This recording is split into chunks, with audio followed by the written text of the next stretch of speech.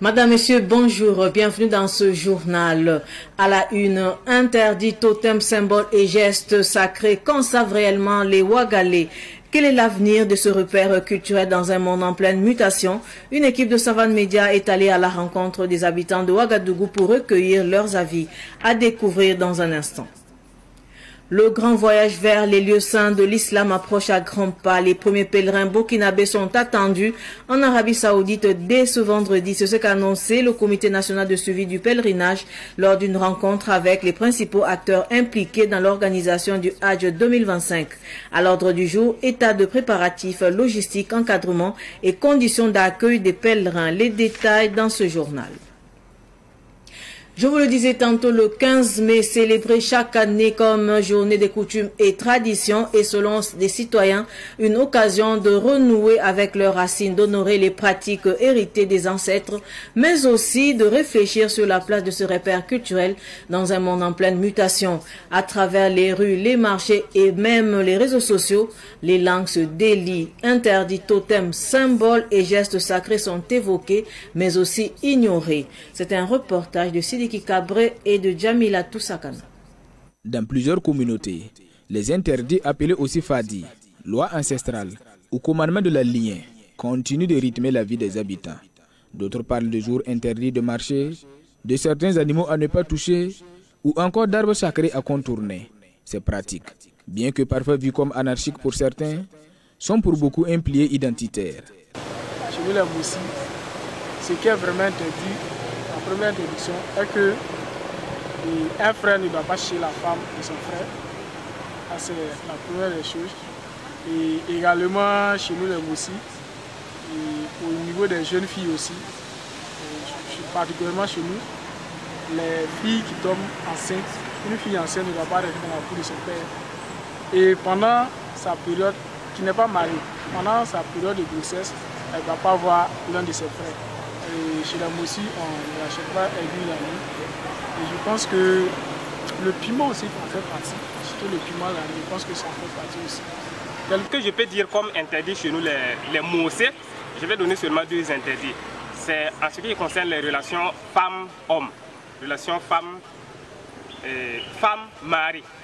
Donc, une femme ne doit pas taper son mari avec un balai, ni avec une spatule. Voilà, donc... Je suis gourmandier. Chez nous, on ne mange pas crocodile. C'est formellement interdit. Je suis gourmandier précisément de la famille des Kassé. On ne doit pas manger la tortue. On ne doit pas aussi manger la sole du capoquier. On ne doit pas aussi rentrer dans un marigot comme ça avec des chaussures. La communauté Kourouma. Bon, c'est nous les interdits saisissent l'union entre d'autres communautés. Maintenant, au sein de notre communauté, par exemple, on peut dire qu'on ne doit pas se marier avec les forgerons parce qu'il y avait eu un pacte entre les Kourouma et les forgerons. Maintenant, pour ne pas briser ce pacte, on a décidé de mettre une barrière sur l'union de nous. À l'opposé, de nombreux jeunes avouent ignorer les interdits de leur communauté, souvent par manque d'intérêt ou de transmission. Bon, je suis bobo, ça c'est vrai, mais je ne connais pas les interdits. Pourquoi? Parce que je ne suis pas née ici, je n'ai pas grandi ici aussi. Je suis née en Côte d'Ivoire, j'ai grandi en Côte d'Ivoire. Ça fait une année que je suis ici, je ne connais pas le village, je ne connais pas les interdits, rien. Au point de ce constat, c'est l'extrême diversité des interdits et coutumes selon les régions, les familles et les liens. Difficile de parler d'une tradition uniforme. Toutefois, une vérité s'impose. Chaque communauté gagnerait à mieux connaître, documenter et transmettre son patrimoine culturel.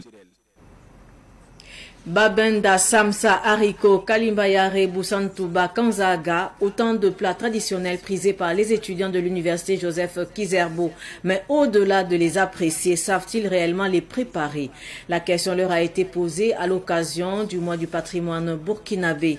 Fideline Bansé et Ramatou Azanou. Rosita Sawadogo, Juliette Ouedraogo, Catherine Yameogo sont des étudiantes de l'université Joseph Kizerbo qui ont le babenda amoré ou kazaga en kasina comme plat préféré. Moi, mon plat traditionnel préféré, c'est le babenda. Mon plat traditionnel préféré, c'est bien sûr le babenda, qui est reconnu comme le meilleur plat du monde. Moi, mon plat traditionnel préféré, c'est le babenda. Par contre, pour Abdul Wahab Kompaoré, le haricot ou benga encore amoré est le repas traditionnel qu'il adore. Mon plat traditionnel préféré, c'est le benga.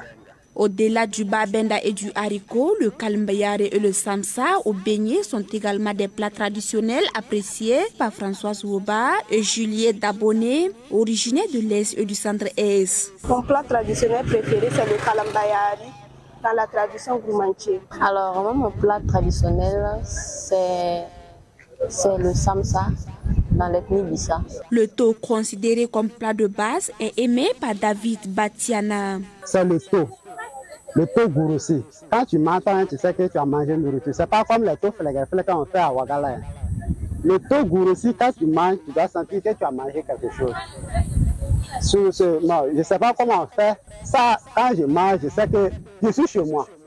Ça, c'est mon plat préféré. Mais comment prépare-t-on le babenda, le haricot, le kalimbayare ainsi que le samsa? Les étudiants se prononcent. Je sais que pour préparer du babenda, il faut d'abord les feuilles ce qu'on appelle le banaburu, avec les feuilles d'oseille. Si tu veux aussi, tu peux ajouter un peu de kienebdo. Et il y a de l'arachide, et il y a du riz. Voilà. Et puis pour la préparation aussi, il faut mettre un peu d'eau dans la marmite. Si tu veux aussi, tu peux faire ça à sec. Tu peux laver l'oseille, le baramburu et puis le kienebdo. Tu mets d'abord le baramburu d'abord. Voilà, ça va bouillir un peu. Après, tu ajoutes les autres feuilles là. Voilà, au fur et à mesure, ça va cuire. Les feuilles là vont cuire, même l'eau des feuilles vont faire cuire les feuilles même. Après, tu ajoutes le riz. Voilà, après cela, tu ajoutes un peu d'eau pour voir maintenant. Et suite à cela, tu ajoutes l'arachide là. Et puis c'est bon maintenant. Pour préparer le benga, on met l'eau dans la marmite, on lave le haricot, on met dedans, on met un peu de potasse dessus, et puis on prépare jusqu'à ce que ça soit cuit. Et si vous voulez ajouter du riz, c'est là maintenant vous mettez un peu de sel dessus, vous lavez le riz, et puis vous mettez dessus, vous ne mettez pas le feu trop comme ça. Pour préparer le kalimbayare, on a besoin de juste quelques feuilles, en particulier les feuilles de l'haricot, les feuilles de boulvaka, et du petit mil, des arachides et de la potasse. Et bon, c'est tout ce que je connais. Le samsa, c'est un plat vraiment très simple à cuisiner. D'abord, c'est fait à base d'haricots.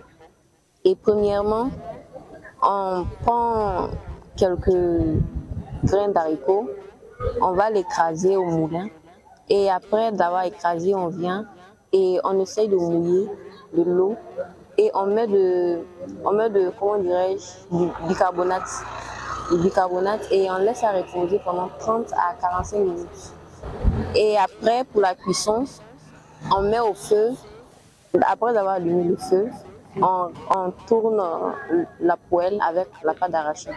Et après avoir fait ça, maintenant on peut mettre un peu d'eau dans notre haricot que nous avons malaxé et on met là-dessus comme des omelettes. Ces plats traditionnels tant aimés par les étudiants sont de moins en moins préparés dans la ville de Ouagadougou. Ces plats locaux sont souvent préparés lors de cérémonies de mariage et de baptême. Cette nostalgie fait que des restaurants commencent à se spécialiser dans l'offre de repas traditionnels. Tout autre sujet à présent, la 7e édition du Festival des Arts du Sud-Ouest dénommé Face aux 7 se tiendra du 29 octobre au 2 novembre 2025 à Gawa. Les organisateurs face à la presse hier ont dévoilé les grandes lignes de cette 7e édition. Suivons ensemble. Placé sous le thème « L'intégration culturelle au service de la paix, de la cohésion sociale et du développement socio-économique au Burkina Faso, place de l'art vestimentaire », la 7e édition du Festival des Arts du Sud-Ouest, dénommée Faso 7, met à l'honneur l'art vestimentaire de la région. Un choix qui, selon le comité d'organisation, s'inscrit dans la vision du gouvernement burkinabé. Plus qu'une simple nécessité, le mode vestimentaire est une véritable expression identitaire pour les peuples du Ramo Lobi. Chaque tenue raconte une histoire, transmet une tradition.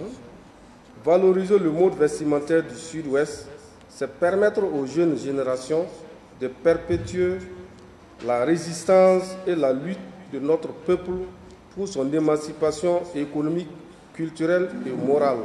Pour célébrer la richesse de l'art vestimentaire traditionnel du Sud-Ouest, le Faso 7 propose une programmation diversifiée. Comme activité pour valoriser la culture vestimentaire, il est prévu des ateliers de tissage, de couture et de recherche en art vestimentaire du Sud-Ouest et une exposition vente des produits vestimentaires qui mettront en valeur la richesse et la diversité du patrimoine vestimentaire du Sud-Ouest. Cette 7e édition se distingue également par des innovations majeures. Nous allons aussi cette année innover avec un dîner gala.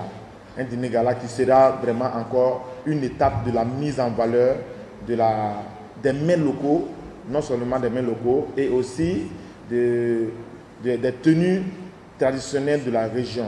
Nous avons aussi une visite guidée des sites touristiques qu'on va inclure cette année au Faso.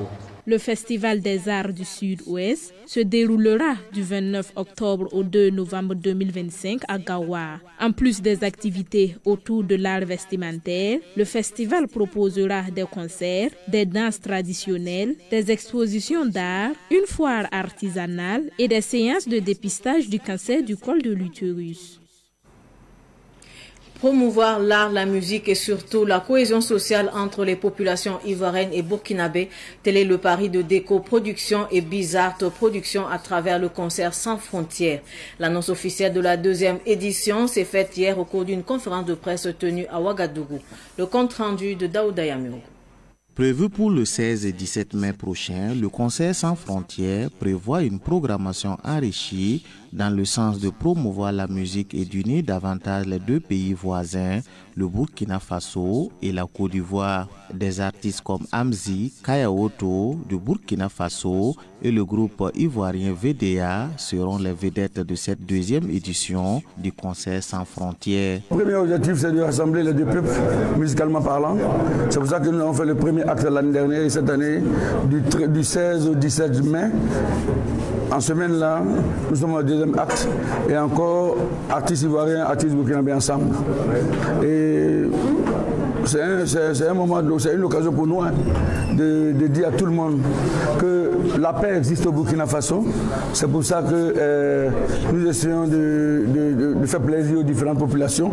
Voilà, il n'y a pas la psychose et grâce à ce que le président Ibrahim Traoré fait pour la population, pour dire qu'on ne doit pas avoir peur, on doit être unis et on doit être vigilant surtout et que seulement que la paix, rien que la paix au Burkina.